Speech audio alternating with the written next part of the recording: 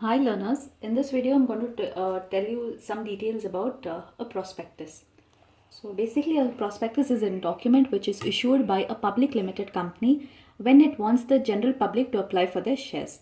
Now since the general public do not know about what kind of company it is, what business it is going to start up with, how it will flourish in the business. So basically to give details about the new company which is being set up, a prospectus is prepared by the public limited company. Okay, and this prospectus helps the helps to give details to the general public so that they can apply to the shares of the company.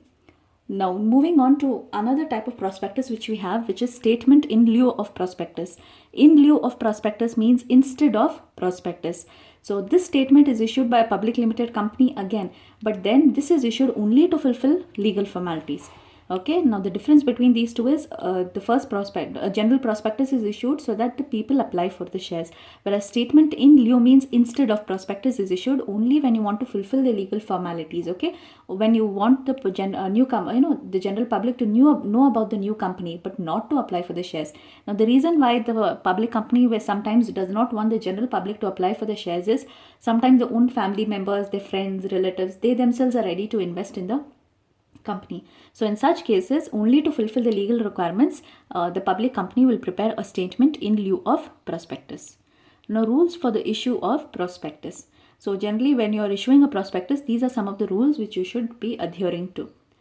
The prospectus is issued generally after the formation of a company. We all know that in the formation of a company, we have four stages: promotion, incorporation, capital subscription, and commencement of business. Okay, and a prospectus is generally made after the second stage, which is incorporation or registration. Then next, a prospectus must be dated. Okay, then it must include the statement of an expert.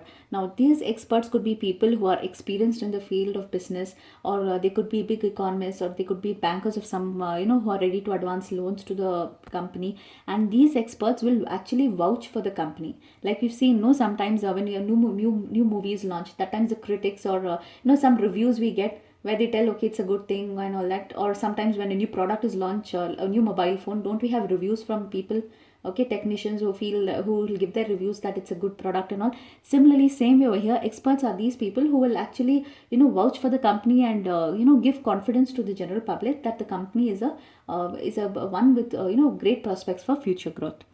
Next, the prospectus must be signed by the directors. Okay. Now, when it is signed by the directors, it is actually in one way making the directors responsible if there is any misstatement in the prospectus. Misstatement means any wrong information. So, if there is any wrong information or the company has made false claims that it will make this much profit and all that in the near future, then the directors will be held responsible. Once the prospectus is made, before issuing to the general public, you should file it with the registrar. The registrar will again check for the authenticity of the prospectus, and only if the registrar finds it genuine, it will allow, it will give the permission to, issue the prospectus to the general public. Then once the prospectus is filed with the registrar, within 90 days, it should be issued to the general public. And once it is filed with the registrar, the prospectus cannot be altered. The next topic which I'm going to talk about is contents of a prospectus. So basically in the prospectus, these are the contents which should be included. The objectives of the company is the first thing which must be stated in the prospectus. Okay, when you're stating the objectives of the company in the prospectus, the details about the goals of the company, how it plans to achieve the business, all that should also be made a mention of. Next, the details of managing director should also be included in the prospectus. Now, the reasons why we include the details of managing directors is, supposing I'm going to start a company and I'm a person who's not known to anyone and have not entered into business, so nobody will invest in a company which is being started by me because nobody will trust my credibility.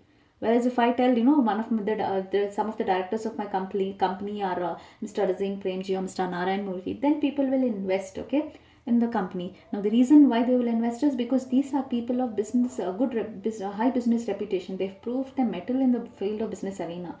Okay, so if you have names of reputed people who are being a part of your company, their names must be mentioned in the directors or the managing directors of the company. Then the contents of the prospectus, okay, the number and classes of shares and debentures should also be made a mention of. Then particulars of secretaries, okay, who's the whole-time secretary, part-time secretaries of the company, that should also be made a mention of. Now, details of minimum subscription. Okay, now minimum subscription refers to the minimum amount of capital that should be raised from the public. So when the registrar, supposing the registrar has said that the authorized capital of a company, okay, maybe the authorized capital of a company is around 10 lakhs, or maybe it is around 1 crore. Now, if the authorized capital of the company is 1 crore, then maybe the minimum subscription, okay, the registrar will tell is around 45 lakhs. Now, minimum subscription means these are the minimum amount which should be raised from the general public. So, even if the company is issuing 1 lakh shares, 1 crore shares, then it should make sure that at least 45 lakh shares have been subscribed by the general public. Only then it can start up a company. So the details of this minimum subscription should also be given. Now this detail should be mentioned in the prospectus, so that if this minimum subscription is not reached after the issue of prospectus, then the company can give the details of the amount of shares that have been subscribed, and since it is less than the minimum subscription, they can return back the money to the shareholders. The next thing is the details of auditors, bankers should also be given. Now, auditors are the people who will check the prospectus to ascertain the financial claims made in the prospectus. So, in the prospectus, sometimes you will give 5-year profits, okay, prospective 5-year profits which you will make. Now, any person to get money from the general public, they will try to show false prospectus. They will try to show high prospectus, okay, profits, okay. So, in order to make sure that whatever claims is made in the prospectus is genuine regarding the profits, the auditors have to check the authenticity of the prospectus. Then the bankers of the company, that should also be mentioned in the prospectus. Now the details of the place and time for the inspection of documents, okay, that should also be mentioned. Like when you're making this, you're displaying the 5-year prospective profits, obviously you will calculate the profits based on the balance sheet, prospective balance sheets and profit and loss account. So these details should be left open for inspection, so that the prospective investors themselves can ascertain whether the prospectus contains any false information or not. Then next, the details of preliminary expenses means initial expenses which is incurred in order to establish a company. These details should also be mentioned in the prospectus.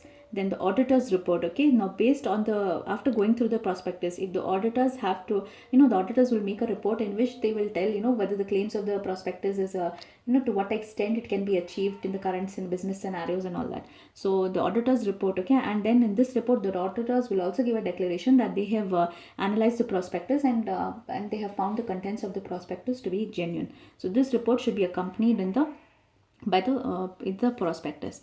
And lastly, the details of transactions with the vendors. Vendors are the people, okay, with whom the business will enter contracts into. Like supposing the business is taking has acquired big lands, then the details of the people from where the land has been purchased, okay, their details should also be furnished. So these are some of the details which should be mentioned in the contents of the prospectus.